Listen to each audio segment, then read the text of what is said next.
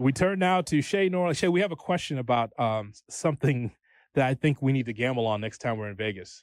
But first, I want to get your shot or no shot here for the Tuesday edition. All right. Well, speaking of the home run derby, I watched it last night and I came away a little bit underwhelmed. The main broadcast was, I thought, awful, especially compared to the StatCast broadcast on ESPN2, which I flipped to after about 30 minutes and enjoyed much more. But the entire event feels a little played out and it lacks any nostalgia because the format's too fast. And I keep seeing clips of back in the day when Josh Hamilton hit 28 home runs in the first round. The entire building, Yankee Stadium, had the opportunity to enjoy every home run that he hit. And he's not at the plate gasping for air, and the format being as fast as it is, everybody tires out really quickly. I just thought it was lackluster. And then tonight you get the All-Star game. But the treat there are 15 replacement players because starters are opting out for various reasons, whether it's Jose Ramirez saying he wants to recover for the second half. I believe Julio Rodriguez said the same, or pitchers who weren't lined up correctly. Just shot or no shot. If All-Star games disappeared, you would not miss them. That is a shot. Yeah. That's a shot. I think the reason why that you like All-Star games or Pro Bowls is because you want to see your guy on that platform. Because if you've invested time into a player, you're like, oh, wow, he got this honor. That's cool, right? But ultimately, these are all exhibition games. Like I'm not an All-Star game watcher. I love baseball. I'm not an All-Star game watcher. Like the home run derby, I didn't watch that yesterday. Yeah. I was watching Monday Night Raw. I was watching Netflix. So I wasn't watching that because they're all exhibitions. So if there was no more All-Star games, like I think I said this a while ago, Shay, like, you know what I like? I like the skills competition in the NHL.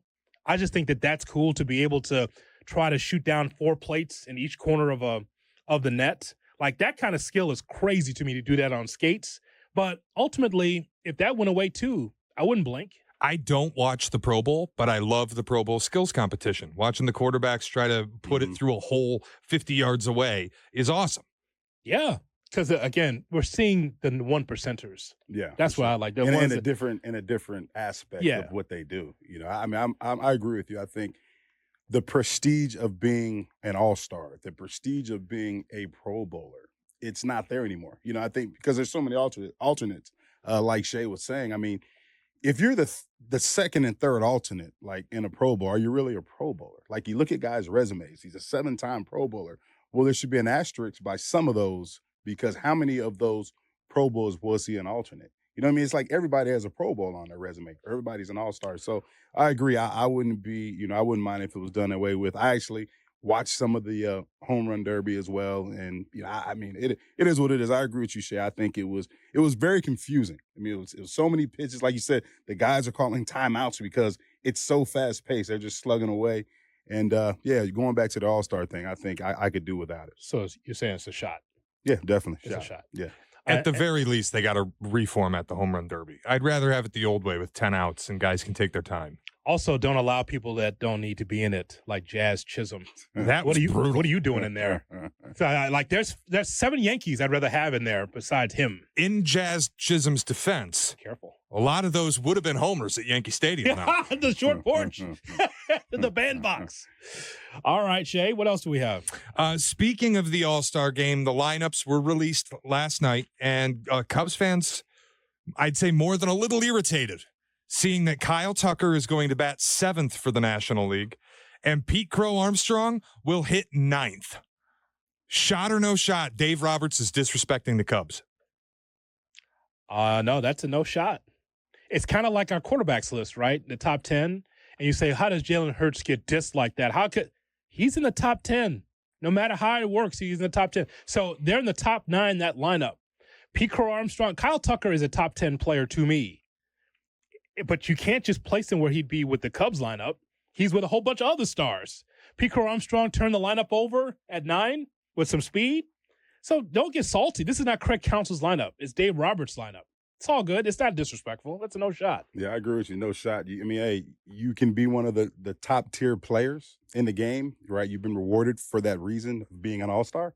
But like you said, there's levels to this. And obviously they put you at the level they feel you've earned. You're still an all-star, so you're at an elite level. But at the same time, like, you're not the elite of the elite. So that's why, you are where you are in the batting order.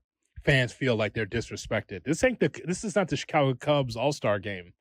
It's the National League All-Star against the American League All-Stars. It's fine. At least they made it. Yeah, they're in the game. They're in the game. And if I'm one of those Cubs, you got to talk to Dave Roberts beforehand. Hey man, get me out of there. Let me tap out like Anthony Richardson at a Colts game. Let me just tap out. Let me just tap out after the fourth inning. Hey, coach, I'm tired. I'm tired. Tired, boss. I think the part that makes it funny for people is Dave Roberts is batting his guy, Freddie Freeman, cleanup. Freeman's not even having a particularly great year. No. He probably shouldn't even be in this game. He just got voted in. Yeah. And Dave Roberts has him batting cleanup. Clearly just his guy. Treat him well. That's fine. It's Dave Roberts. Yeah, it is what coaches have their guys. It is what it is. And he just won the World Series championship. He's the manager. It's fine. If I'm the Cubs, if I'm a Cub fan, I don't want my guy in there for more than 4 or 5 innings. Seriously. Get my guys out of there so they can be fresh in the second half. Yeah. And Matthew Boyd is there, right, Shay? He's there, but just not playing. I actually don't know if he traveled because I think there was it sounded like what Jesse was telling us yesterday. If you opt out, you don't go. And that's all a controversy too about all of that. But Twitch chat saying he traveled and he's there, but just chilling, I guess, and maybe introduced it. Well, we'll find out tonight. He'll probably introduced, but just not playing. No, he won't have any cleats on. If they have to introduce 80 people, I'll tune in 20 minutes late. All right, Shay. We usually wouldn't talk high school sports on this show, but when we have a high school coach and it involves a former NFL player, and it's a pretty big story, got to bring it up. So controversial story related to former professional quarterback Teddy Bridgewater, who's currently coaching high school, currently suspended from coaching high school football in Florida for providing, quote, impermissible benefits to his players. The benefits came up in a Facebook post and allegedly include money for Uber rides, meals, and athletic recovery services. I personally find it interesting that a high school would suspend a coach for this, especially when there are plenty of stories now of high school players receiving NIL benefits from either businesses or colleges before even enrolling to play college football. So simple question, shot or no shot, Teddy Bridgewater should not be suspended for providing money to his players. Yeah, that's tough. Like, it's when you look at the team or the team that he coaches, right? And I'm from Florida, so he's the head coach at Miami Northwestern High School, a school that doesn't have the financial backing that a lot of these programs have. So, Teddy Bridgewater being a guy who's financially secure, he's financially able to provide his players, opportunities to maintain a competitive edge, like just getting to practice or funding team meals or just, making up for the things that a budget wouldn't cover. I don't think he should be, fired for that. I understand where he's coming from, but there is rules in place and he knows the rules. So I see it. But like you're saying, Shay, like some of these high school kids, like they're going on official visits and they're getting paid for it. They're getting paid to go visit an Ohio State just to take that visit. They're going to get paid, like in the state of Illinois, you can get paid NIL money while you're in high school right now. So it is crazy. Like it just makes no sense. Yeah, so I am today's years old and did not know that Teddy Bridgewater wasn't on the back of someone's roster. Retired. I didn't know. He was when he was on the Lions, he retired. And then I think he maybe came back, but then just left to go coach high school football. Yeah. Shay, how is he not it's Teddy Two Gloves. He doesn't have on the back of somebody's, I swear, if you would have asked me before this story came up, I'd have been like, oh, he's third string someplace. Did he come back to the Lions or something? He came back. Yeah, he retired. Yeah. He coached the season, and then he got signed after the season to go be a backup up there in Detroit. We talk sports every day, and if you keep talking about it, Jay Mackey, you know what you're going to get? You're going to find some hypocrisy every single time. And no matter what sport we're talking about, you always find the hypocrisy. Mm-hmm. The idea that Teddy Bridgewater is trying to help out some kids, again, with the little things. It's not like he's putting racks out there. Right. He's trying to help on the little things, on the margins, and yet he gets suspended for it. It just shows you where we are in this sports society. Yeah. He's trying to do things and made a social media post on it. Here's the thing, too honest. Yeah. Too honest. Yeah. I mean, I just think that's unfortunate. Like Hoodie's point, if he's buying all these kids Maseratis, then okay, I could see an issue. Or if he's like, here's 10 grand, go have a good night. Yeah. I could see an issue. When you're paying for meals and athletic recovery, what's the problem? Or even Ubers. Some of these kids can't get to practice. And that's very true. It's the little things. Yeah. It's tough, man. It's unfortunate. Shay, I would like to ask you a question, if you don't mind, because I know we got around the NFL and Albert. Is this a shot or no shot?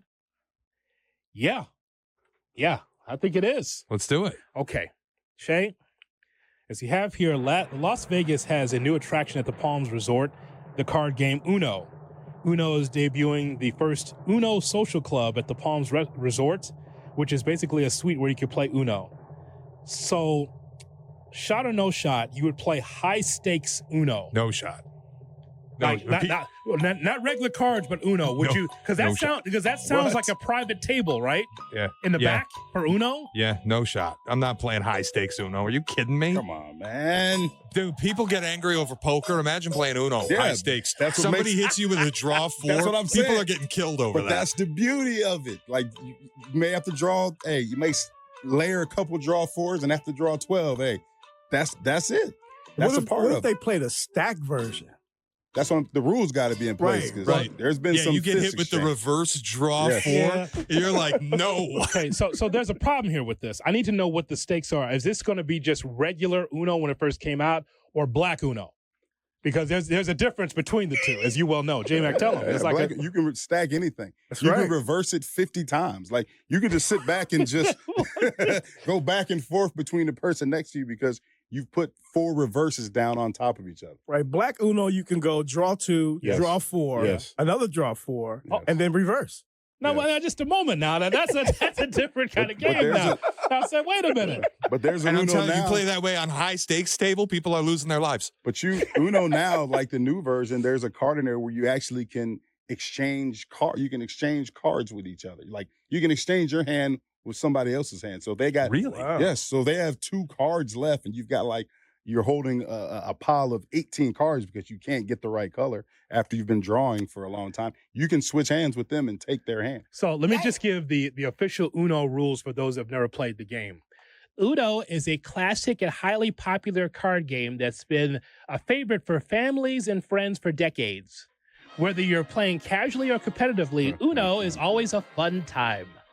So it gives you the way that the deck consists of 112 cards, 19 blue, 19 green, 19 red cards, 19 yellow, 8 skip cards, 8 reverse cards, 8 draw cards, 4 wild cards, 4 wild draw 4 cards, 4 blank cards, and of course the instructions. Now, here's the thing.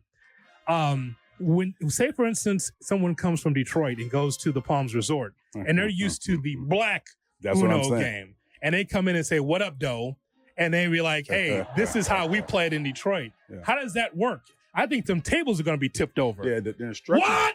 The instructions better be laid out because black Uno, I've played Uno we're not reading instructions. Like, we're not reading that. We're going to make up our own rules. So it better be, the criteria better be laid out before they get this implemented. I imagine it's Uno official rules. I also think the term social club is very intentional. I doubt this is going to be a gambling operation, but it is Vegas, so you never know. So you're saying What Up Doe is cannot be part of this? And listen, everybody's welcome. I'm not What Up Doe on that Uno. Uno's sneaky one of those games, man. It'll burn up friendships. It's like Monopoly. It will. What's up, Joe? Oh my God, no. It's a different guy. Okay, well, now we gotta go. We're gonna go over to the one-armed bandit now. What's up, Joe? Is not eating grits for breakfast. Look out! It's like, now you gotta be careful because there is a difference. J-Mac, we have to let the audience know. Like, there's the old each player draws a card. The player with the highest value becomes the dealer. Shuffle the deck and 7 cards each player. But depending on what house you go to, a little different. Yeah. And from the Twitch chat, they want to know, rock, paper, scissors, high stake in Vegas. Would you play? No shot. Yeah, no rock, shot. paper, scissors is psychological warfare, man. That either. Now, on the west side, there actually is an actual rock. Oh, yeah. And then paper, and then the real scissors. And then the pistol. And then the pistol. Yeah. Rock, paper, scissors, shoot. Oh, man. Damn! Oh, man. So, I mean, if you want to play, if the Twitch chat wants to play that high stakes rock, paper, scissors, and shoot, that's real life, bro. You say no shot. Yeah, no shot, please. Please, no shot. Please, no shot. Please, no shot. Thank you. I would just do the paper the whole time. I just don't want to get my hand smashed with a rock. Promoting peace. Yes, paper. that's yes. The peace offering. Non-violent. Peace offerings to paper. I'd like you to read this before we play this game. If there's any altercation, I would like to treat you to drinks. What are you drinking? I'm just saying, man. Just be careful out there.